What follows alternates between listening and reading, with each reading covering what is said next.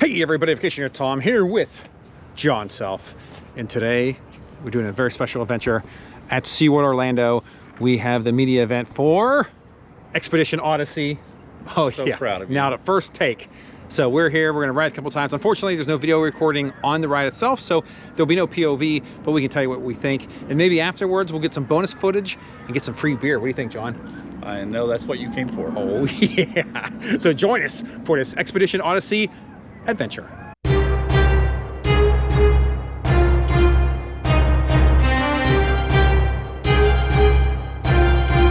only the parcel, right? So we just come with Hello. Thank you. It's like 39 inches unaccompanied, 48 or 48 unaccompanied, 49 39, I mean, with with somebody. Wow. There's lockers you can purchase as well. They do have bins inside.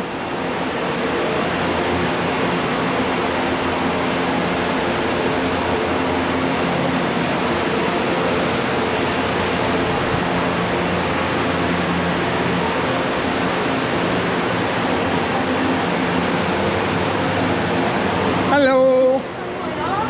Thank you, I appreciate it.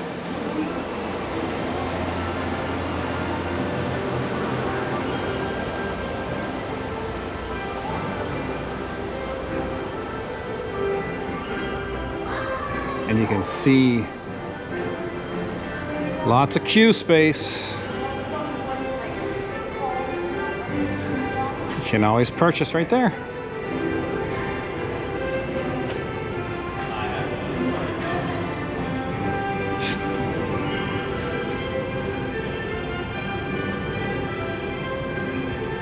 And there we go.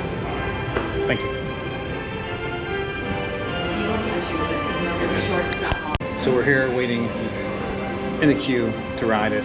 So this is a Soarin' type adventure, right, John? I would Sure. If you're going to compare it to something Disney-esque.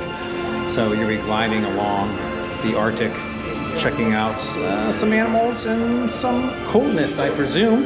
Exit through here. Got cool lights. Oh, there you go. Got cool lights. And you come through. This is our second and third time riding it, so it is a long haul out of here. apparently so. Hello. Yeah. It is quite the journey to exit this place. So let's do so. I'll show you.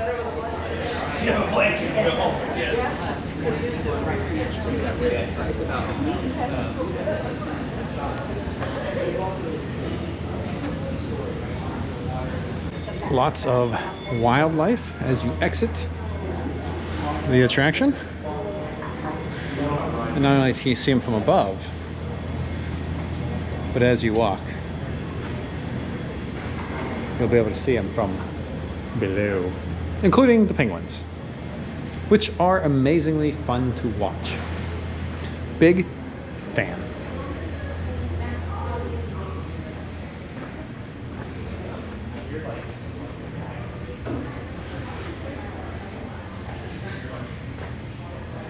Aw, it's like, no, not me.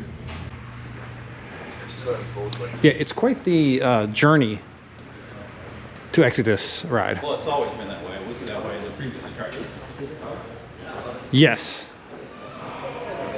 And let's go get our free beer, John, and then we can discuss the ride. What do you think? Okay. Sounds like a good idea. I know you're excited for it. I know any idea with free beer is a good idea for you. Again, you can see more sea stuff.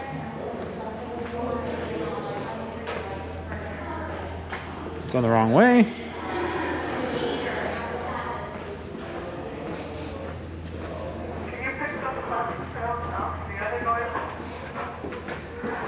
See, this is where they try to play in the airline thing. Yeah.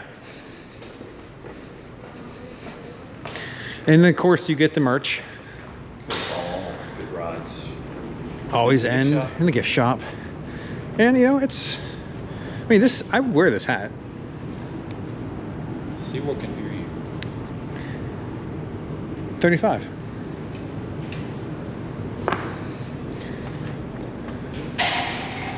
Oh, these are magnets.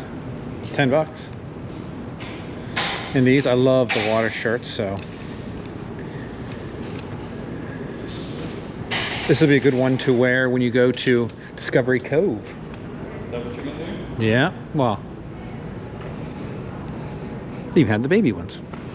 And this thing's ginormous. I don't know how many ounces this thing is, but it's $50. It's just so big. That's a serious thirst. And you got the mug.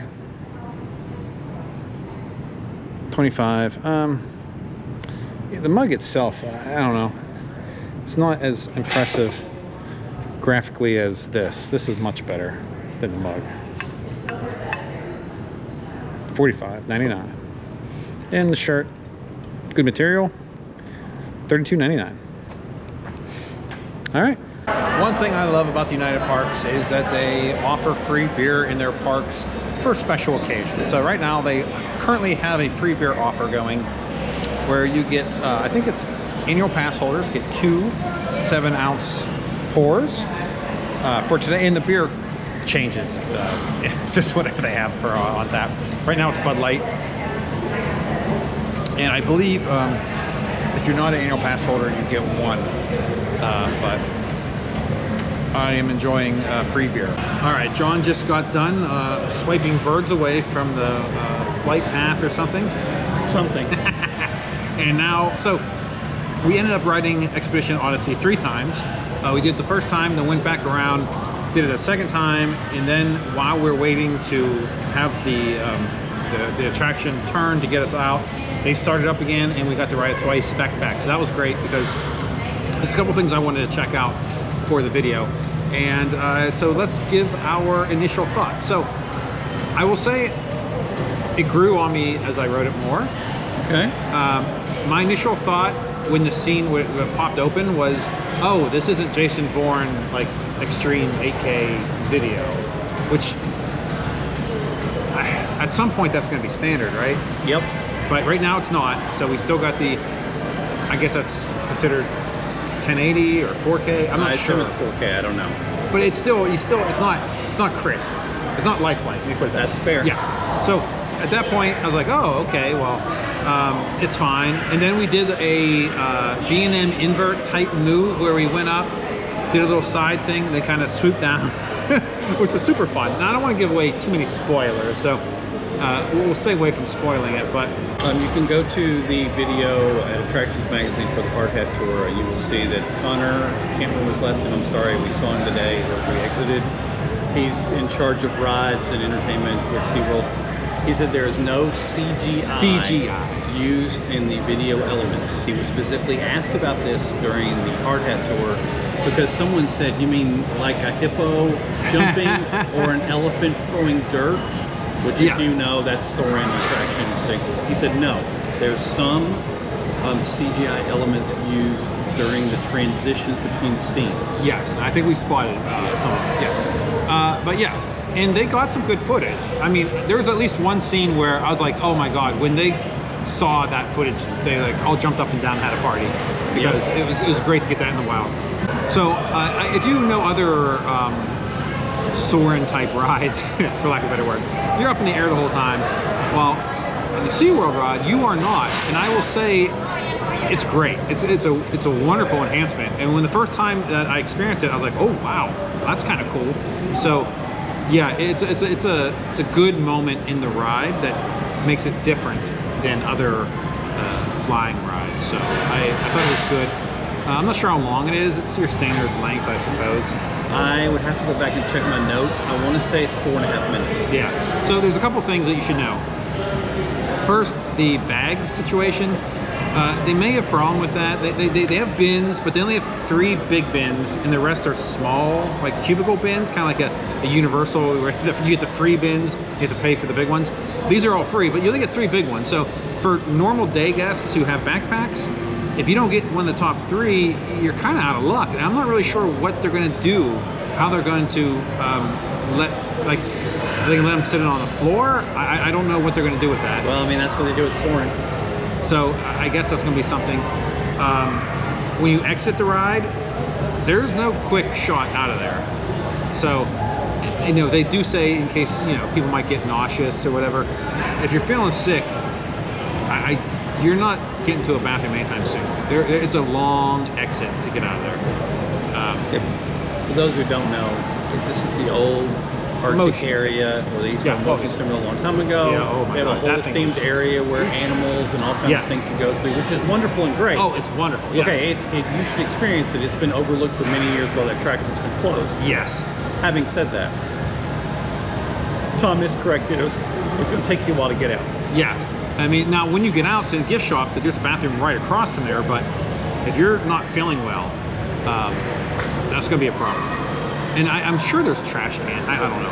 Honestly, I didn't look, but I didn't feel any nausea issues.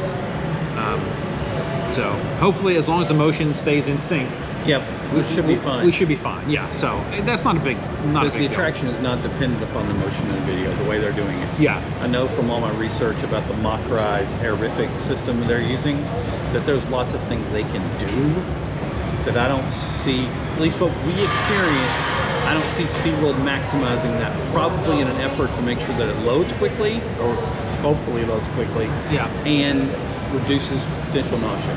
Yeah. The queue, going through the queue, I mean, I'm showing you the queue in this video, so you see that. But, oh, and I guess you're also seeing this exit too, so I mean, you know how long it takes. But, yeah, I mean, otherwise, it's a great ride. I mean, I enjoy it. Elena will definitely enjoy it. Yeah, it's a good addition to the park for sure. Like John said, they have all that habitat in there that hasn't been really used, so now they have a reason for people to hang out there. And the penguins are always cute to see them swim. It's just always a good time. John, what do you think of the ride? I think it's a good thing. I had a couple of concerns, so I'll be negative. A lot of the positive things we've said, I agree with. Negative, if you are, I'm going to say 6 foot tall or taller, you're going to be kind of annoyed. You know, in Soaring, you have the feet coming down. Yeah, no. There's the way you're in the seats when they put you in, it does block 1/8 of the screen. Yeah. If I followed instructions and tilted my head back all the way, then it would block 1/4 or 1/3 of the screen. Yeah, you have to sit forward to see, and I still had about 1/8 of the screen blocked. Yeah, no, it's true. But it didn't bother me. Like I saw, like, let's face it, it's a lot of snow. So I kind of knew what I wasn't seeing. So there were times where I was, because of I'm a little taller. You are. There were not significant things, but there were things that were borderline significant that I couldn't see unless I moved my head forward. Oh, okay. Yeah, so, I didn't get that. Just so we're clear. Okay. But it's designed, the way the video is filmed, it's designed for you to kind of be looking down. Yeah. So, and you're kind of arched back a little. And the seats are back. A little. Yeah, a little. It's, well, I mean, once you go back compared to what you're used to in a flying theater, I think it straightens out a little bit when it starts, because there's like a jarring when it's getting ready to go. So it's like a drop down, like, but no, it goes. Okay, here we go. Yeah, I think it's gonna be a slow loader. Now, again, we loaded it twice, and they weren't using the top.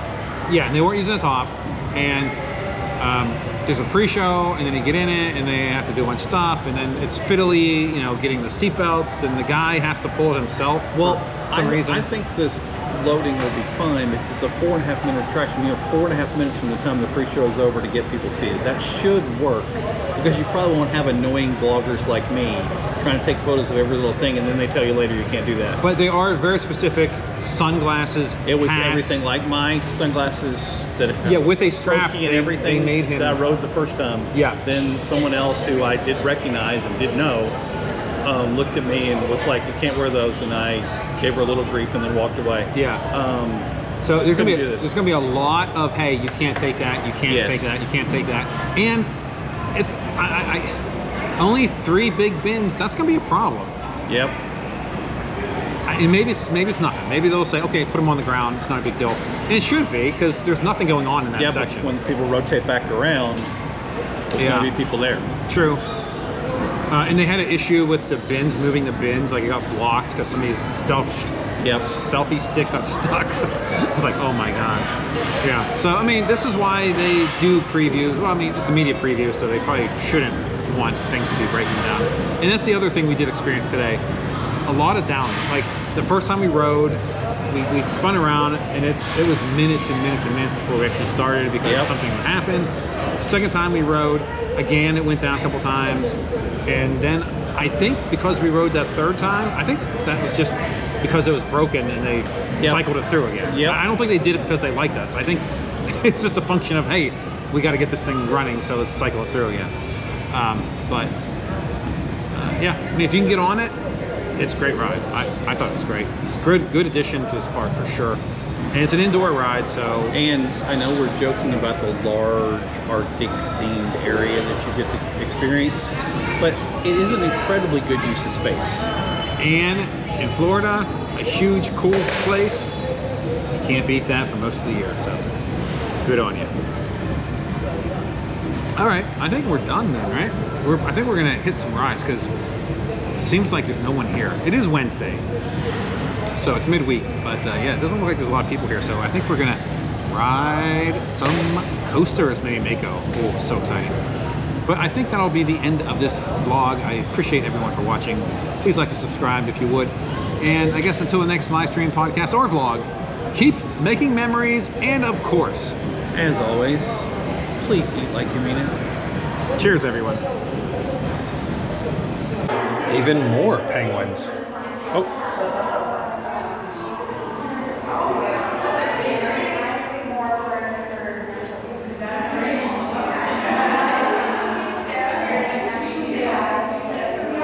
He just floats up.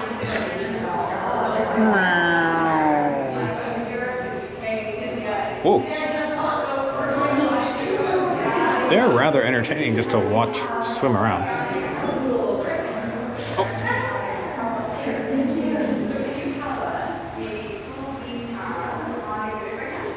Wow.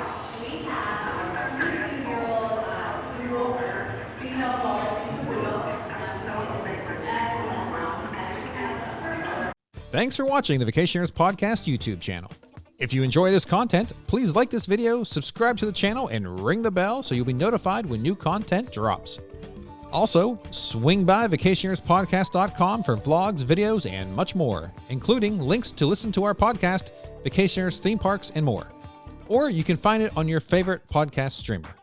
Would you like to know what I'm up to? Well, follow me on X, formerly known as Twitter, where I post anytime I am out and about. Well, that's probably enough plugging for now. So until the next live stream, podcast, or vlog, keep making memories.